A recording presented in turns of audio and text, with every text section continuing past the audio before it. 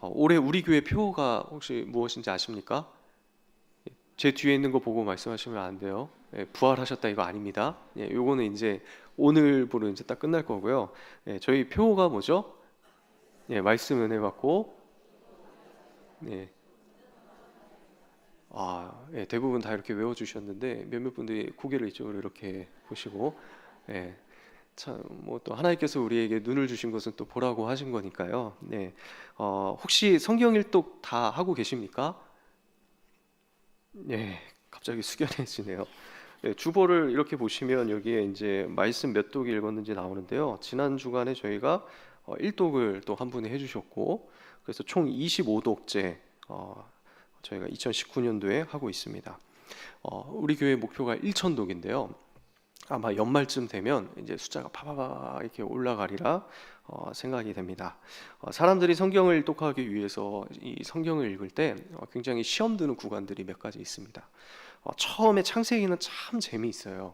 여러 가지 이야기들이 나오죠. 그래서 읽기가 굉장히 쉬운데요. 이렇게 읽다가 어디쯤 가서 막히나요? 정확하게 아시네요. 예, 또 읽었다는 증거겠죠. 이 레위기에 가서 제사의 이 여러 모습들을 이야기를 하는데 무슨 이야기인지 모르겠는 거예요. 그래서 이 험난한 그 레위기를 이렇게 지나가면 이제 또다시 열심히 읽기 시작을 합니다. 그러다가 또다시 시험을 드는 구간이 나오는데 그게 바로 역대상이에요. 왜냐하면 1장부터 9장까지 족보로 되어 있기 때문이죠. 그러니까 낳고 계속 낳는데 또다시 낳죠. 그러니까 또 낳고 낳는데 하루에 3장씩 읽으면 무려 3일 동안 낳는 이야기를 읽게 되는 거예요. 그래서 때로는 이런 거를 어차피 그 읽어도 기억이 안 날 텐데 그냥 넘어갈까 하는 유혹도 받는 것이 사실이죠.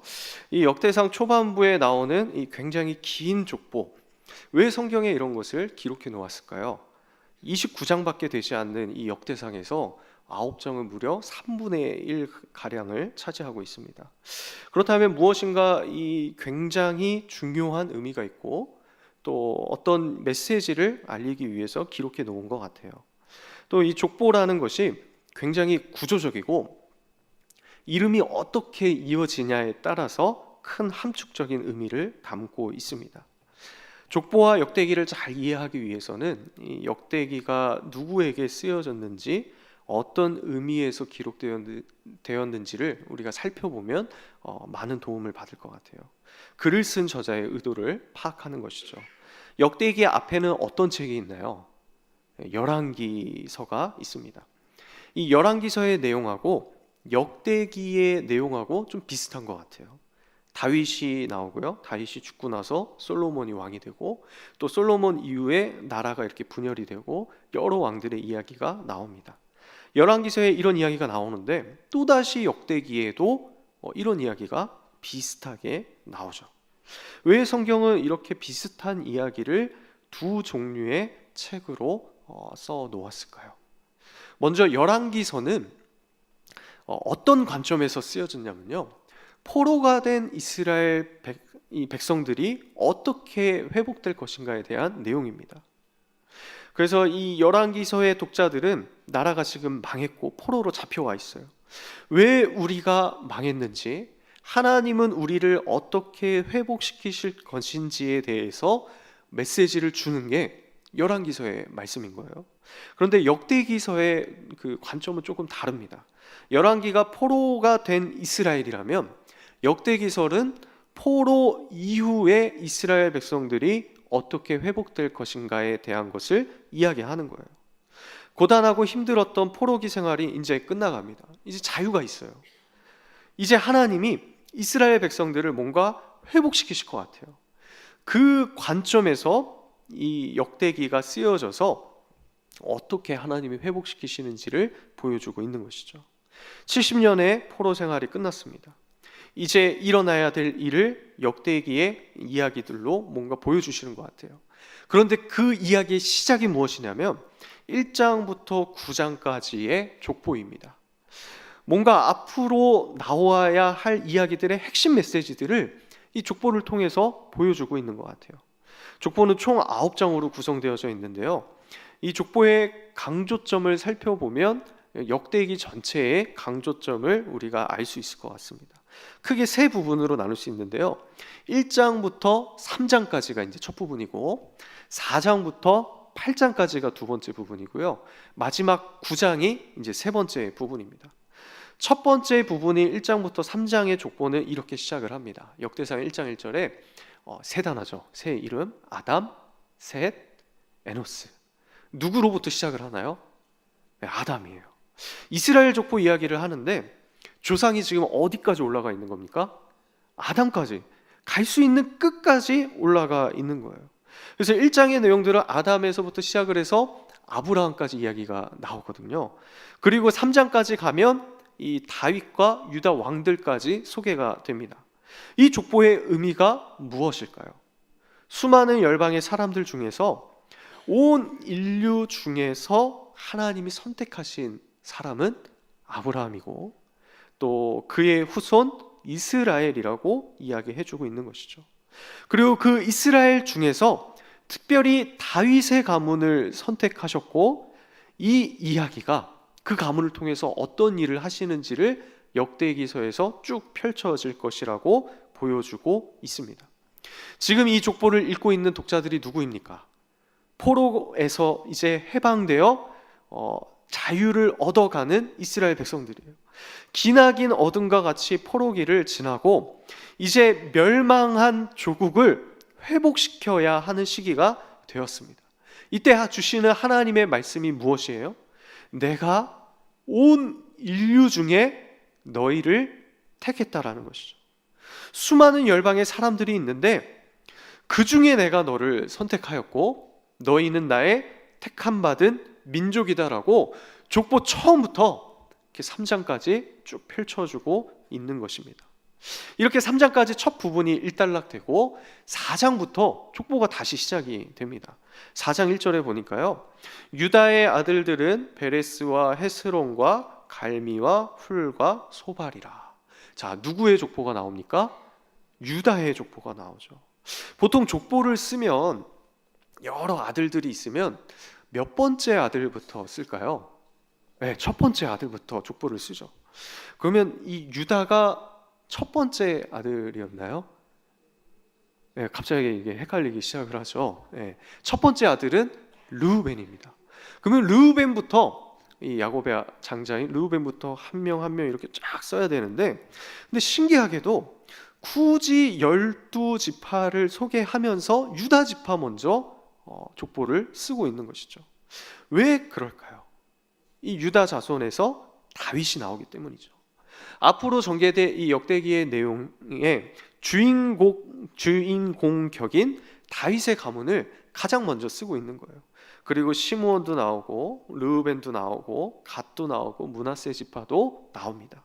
그 4장에서 8장까지 이 두 번째 12지파의 족보 중에서 중간에 딱 껴갖고 엄청 길게 나오는 한 지파가 있어요. 그 지파가 어디냐면 레위 지파입니다. 6장 전체가 레위 지파와 관련된 그 족보인데요, 무려 81절까지 있어요. 엄청 길죠. 요만한 족보의 가운데 이렇게 통으로 이 레위 지파에 관련된 내용이 들어가 있는 거예요. 이 내용에 보면 사무엘상 1장에 나오는 엘가나나 사무엘도 이 레위 지파였던 것을 알 수 있고요. 또 시편을 지었던 헤만이나 에단이나 아사, 게르손 등등도 레위 지파였던 것도 알 수 있습니다. 그러니까 굳이 9장밖에 안 되는 이 족보 속에서 그 중에 한 장을 엄청나게 길게 쓴 이유가 있겠죠. 왜 그럴까요? 중요하니까요. 족보 뒤로 이제 펼쳐질 메시지의 중심은 다윗이고요, 또 다윗의 아들 솔로몬이고요, 또 그의 후손들이고, 특별히 이 레위 지파들이 섬겼던 성전에 대한 내용들입니다. 그러니까 역대기 초반에 이 족보에서 다윗의 가문과 성전을 섬기는 레위 자손들의 이야기가 아주 눈에 띄도록 그 구조를 만들어서 이 9장에 걸쳐서 족보를 펼쳐놓고 있는 거예요. 그리고 이것이 포로에서 풀려난 이스라엘을 회복시키시는 하나님의 방법이다, 열쇠다라고 말하고 있는 것 같아요. 그리고 오늘 본문인 이 역대상 9장 1절에 와서 이 앞에 모든 내용들을 이렇게 통틀어 결론적으로 이야기하는 말씀이 나옵니다. 이 역대상 9장 1절 말씀, 우리 한번 같이 읽어보겠습니다. 온 이스라엘이 그 계보대로 계수되어 그들은 이스라엘 왕조실록에 기록되니라. 유다가 범죄함으로 말미암아 바벨론으로 사로잡혀 갔더니. 이 말씀의 의미는 이런 겁니다. 지금 1장부터 8장까지 족보가 길게 기록이 되었는데요, 지금까지 이 수많은 이 지파들의 그 사람들의 족보가 기록된 것이 바벨론 포로 이전에 모든 이스라엘 사람들의 명단이 이렇다라고 이야기하고 있는 거예요. 그리고 이제 9장에서는 포로 이후에 다시 돌아와서 정착한 백성들을 기록하고 있습니다. 9장에서도 당연히 이 역대기 이야기의 중심인 유다 지파부터 소개를 하죠. 레위 사람들도 나오고요. 그리고 9장 마지막에 가면 조금 신기하게도 그러니까 사울 왕의 족보를 삽입해 놓고 있어요. 그러면서 10장에 이 사울의 죽음으로 자연스럽게 이어집니다. 그런데 우리가 여기서 주목하고 싶은 단어는 이런 것입니다. 이 9장 1절 초반절에 보니까요, 온 이스라엘이 그 계보대로 계수돼요. 그냥 이스라엘이 아닙니다. 어떤 이스라엘이라고요? 온 이스라엘입니다.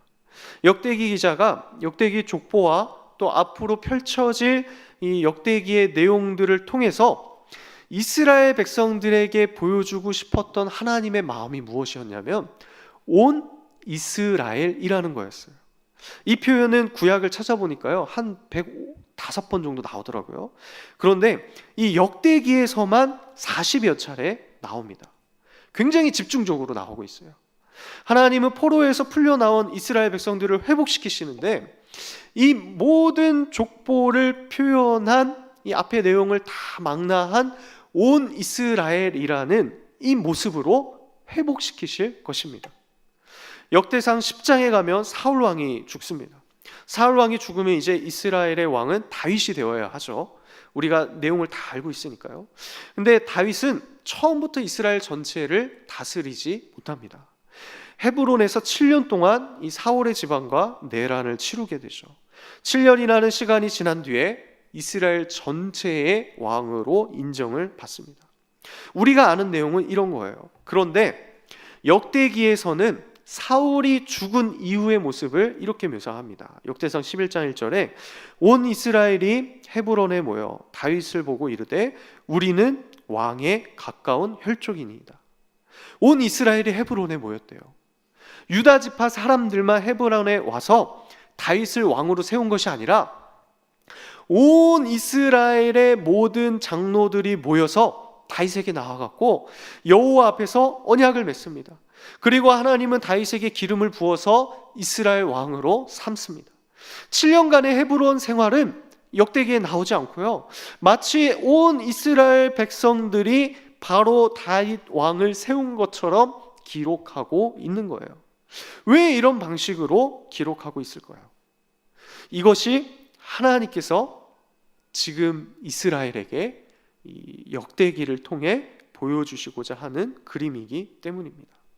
하나님이 세우시고자 하는 왕을 온 이스라엘이 다 같이 나와서 한 마음 한 뜻으로 섬기고 하나님의 통치를 받는 거예요. 역대상 11장 4절에 가면 다윗이 온 이스라엘로 더불어 예루살렘 곧 여부스에 이르니 여부스 토인이 거기 거하였더라. 역대상 11장 10절 다윗에게 있는 용사의 두목은 이러하니라. 이 사람들이 온 이스라엘로 더불어 다윗의 힘을 도와 나라를 얻게 하고 세워 왕을 삼았으니 이는 여호와께서 이스라엘에 대하여 이르신 말씀대로 함이었더라. 모든 이스라엘 백성들이 다윗을 왕으로 맞이하였고요, 하나님의 뜻을 기쁘게 받아들입니다. 그리고 순종합니다. 그리고 다윗은 온 이스라엘 백성들을 위해서 싸우고 제사를 드립니다.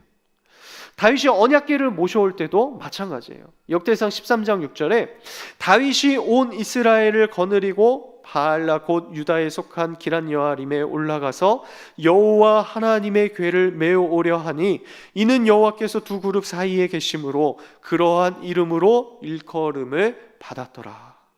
온 이스라엘 백성들이 다윗을 따라갑니다. 마치 다윗과 온 이스라엘이 항상 함께하는 것 같아요. 언약궤를 메어오는 이 과정 속에서 모든 백성들이 다윗과 한마음 한뜻이 되어서 함께하고 있습니다. 다윗이 죽고 이제 솔로몬이 왕이 되죠. 이때 또한 온 이스라엘 백성들이 솔로몬을 왕으로 맞이합니다. 역대상 29장 23절, 솔로몬이 여호와께서 주신 위에 앉아 붙인 다윗을 이어 왕이 되어 형통하니 온 이스라엘이 그 명령을 순종하며. 다윗의 아들 솔로몬에게 온 이스라엘은 다윗에게 했던 것처럼 솔로몬에게 그 명령에 순종합니다. 마치 만장일치로 다윗의 아들들 중에 솔로몬을 왕으로 인정하고 찬성하고 있는 것 같아요. 이처럼 역대기에는 곳곳에 온 이스라엘이 다윗과 다윗의 후손들에게 순종하고 따르는 이야기들이 나옵니다. 그런데 지금 역대기를 읽고 있는 이 포로 이후의 이스라엘 백성들은 온 이스라엘이라는 개념 자체를 상상할 수 없는 상황이었어요. 70년 만에 포로에서 돌아왔습니다. 아마 지금 예배에 참석하고 계신 분들 중에 대부분이 다 이 인생을 70년 이상 살아보신 분들은 없으신 것 같아요. 그러니까 거의 대부분 70세 이하의 분들이 계신 것 같은데요.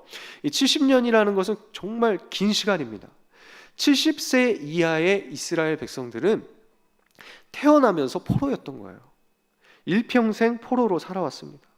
자신의 민족을 생각하기는커녕 가족들과 현재의 하루하루를 살아가는 것조차 힘들었을 거예요. 혹시 70세 이상의 이스라엘 백성들이 있다 할지라도 이 백성들은 자신의 나라가 멸망하는 모습을 봤던 사람들이죠. 얼마나 비참했겠습니까? 그리고 멸망한 나라도 이스라엘 전체가 아니라요, 남유다가 멸망한 것을 본 사람들이었어요. 북이스라엘 나라는 이미 300여 년 전에 멸망했습니다. 그러니까 온 이스라엘이라는 이 개념 자체는 포로 이후에 지금 이 역대기를 읽고 있는 그 이스라엘 백성들에게 상상할 수도 없고요, 예상할 수도 없는, 그냥 뭐 말로는 표현할 수 있겠죠. 그런데 전혀 경험해 보지 못한 그러한 개념입니다. 그런데 하나님은 역대기 기자를 통해서 이 역대기 곳곳에 40여 차례나 반복해서 무엇을 말씀하시냐면 온 이스라엘 백성들이 다윗을 따랐더라. 온 이스라엘 백성들을 위해서 다윗이 전쟁을 치렀다더라. 온 이스라엘 백성들이 마음을 모아서 하나님의 언약궤를 모셨더라. 온 이스라엘 백성들이 함께 한마음 되어 하나님의 성전을 섬겼더라라고 끊임없이 이야기하고 있는 것이죠. 1장부터 8장까지 있는 여러 족보들을 길게 써놓고 나서 어떻게 요약을 합니까? 한 단어로 요약하는 거죠. 온 이스라엘의 계보라. 그리고 역대기 곳곳에서 이들이 어떻게 믿음의 행보를 펼쳤는지, 지금 읽고 있는 그 독자들의 조상들이 어떻게 하나님 안에서 하나님 앞에서 행했는지를, 그 옛날 조상들의 이야기를 역대기 기자가 들려주고 있는 거예요. 아담으로부터 시작된 온 열방 중에서 하나님은 아브라함을 선택하셨습니다. 그리고 그 아브라함의 후손들 중에서 야곱의 자녀들을 통해 이스라엘 민족을 이루셨습니다. 하나님이 선택하신 백성들이에요. 하나님은 다윗과 솔로몬을 통해서 자신의 통치를 하나님의 백성들에게 이어가시죠. 그리고 하나님의 통치자들을 온 이스라엘 백성들이 온전히 하나 되어서 순종하고 그 통치를 따라갑니다. 하나님의 백성의 정체성이 무엇인지를 아주 분명하게 지금 보여주고 있는 거예요. 현재 이스라엘 백성들이 그 누구도 경험하지 못했던 온 이스라엘이라는 정체성을 하나님께서 말씀하고 계시는 겁니다. 포로된 이스라엘 백성들은 하루하루가 얼마나 살기 힘들었을까요? 오늘 하루를 어떻게 견뎌낸다 할지라도 또 다른 힘든 하루가 다가왔을 것입니다. 뭐 어떤 이들은 하나님께서 우리 민족을 구원해 주실 거야, 우리 조상의 하나님이 우리를 살려주실 거야, 그런 믿음이 있기도 했었겠지만, 또 어떤 사람들은 그 커다란 제국 안에서 살아남기 위해서 이리 붙었다가 저리 붙었다가 이리 떨어졌다가 하면서 자신의 신앙의 정체성을 점점 잊어버리며 살아갔을 수도 있습니다. 그렇게 70년을 믿음으로 견뎌온 자들에게, 혹은 70년을 믿음의 실패자로 살아온 그 사람들에게 하나님이 커다란 족보를 보여주시면서, 그리고 이 족보에 강조된 또 수많은 이야기들을 보여주시면서 뭐라고 말씀하십니까? 너희들 이 족보 보이지? 이게 너희 조상들의 족보야. 내가 너희를 온 열방 중에 선택했었고 다윗의 가문을 통해서 이러한 일들을 했었단다. 그리고 온 이스라엘 백성들이 어떻게 행했는지를 한번 쭉 보거라. 이게 너희의 정체성이고 나의 백성의 정체성이야. 내가 앞으로 너희를 이렇게 회복시킬 거야 라고 말씀하고 있는 거예요. 온 이스라엘 백성들이 다윗과 솔로몬을 온전히 따르고 순종하고 성전을 섬기며 그 은혜를 받는 하나님의 백성들의 정체성이 무엇인지를 보여주고 있는 것입니다. 사랑하는 성도 여러분, 우리는 오늘 어떤 삶을 살아가고 계십니까? 한 주간 어떻게 살아오셨습니까? 우리는 온 이스라엘 백성들 중에 한 명입니다. 다윗의 후손이신 예수 그리스도를 통해서 우리는 구원받았고요, 성령이 우리에게 임하시는 성전이 된 내 자신을 하나님께 섬김으로 드리는 온 이스라엘 백성 중에 한 명입니다. 하나님의 통치에 온전히 순종하면서 주님이 나를 이끄시는 대로 그대로 따라가야 하는 온 이스라엘 백성 중에 한 명입니다. 감사하게도 우리는 이미 이 그림이 어떤 것인지를 알고 있어요. 지난 한 주간 주님께서 우리에게 열어주신 새 지평들을 통해서 우리는 살펴보고 또 우리가 어떻게 살아가야 하는지를 알고 있습니다. 성경 말씀을 통해서 이스라엘의 역사도 알고 있고요, 또 예수 그리스도의 십자가로 말미암아 회복시키신 해운대 제일교회에서 공동체가 무엇인지, 또 이스라엘 백성이 무엇인지를 경험하고 살아가고 있습니다. 포로 이후에 살아가고 있는 이스라엘 백성들은 이 의미가 어떤 것인지 전혀 일평생 경험해 보지 못했습니다. 그저 단순히 역대기 저자가 들려주는 이야기로만, 글로만, 전설처럼 들었을 뿐이에요. 그런데 우리는 이미 그 온 이스라엘의 모습을 성경을 통해서, 또 해운대 제일교회의 목장과 셀을 통해서, 또 이렇게 여러 말씀들을 통해서 경험하고 있습니다. 내가 너무 못된 사람처럼 살고 있다고 그래서, 형편없이 사는 것처럼 느껴진다고 그래서 혹시나 자신을 포기하거나 가치져라 하지 마십시오. 왜냐하면 우리는 하나님께서 이미 회복시키신 온 이스라엘이기 때문입니다. 우리의 모습을 보면서 하나님은 이렇게 말씀하십니다. 스바냐 3장 17절에 너의 하나님 여호와가 너의 가운데에 계시니 그는 구원을 베푸실 전능자이시라. 그가 너로 말미암아 기쁨을 이기지 못하시며 너를 잠잠히 사랑하시며 너로 말미암아 즐거이 부르며 기뻐하시리라 하리라. 이미 다 무너진 것 같고 다 멸망한 것 같은 이스라엘 백성들을 하나님은 다시 회복시키시고 온 이스라엘로 하나로 만들어 가십니다. 다시 부흥을 경험하게 하세요.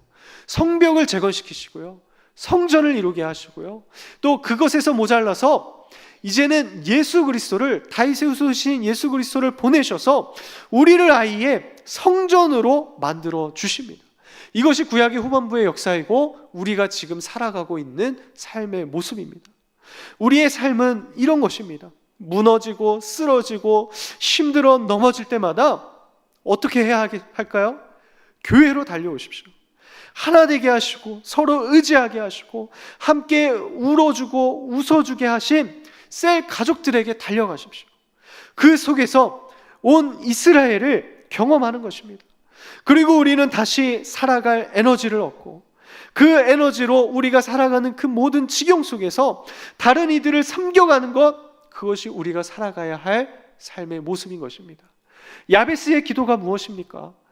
유다 지파의 기도 아닙니까? 족보의 그 중간쯤에 껴서 두 번째 족보의 시작을 하며 야베스가 유다의 지파를 대표하여 기도하죠.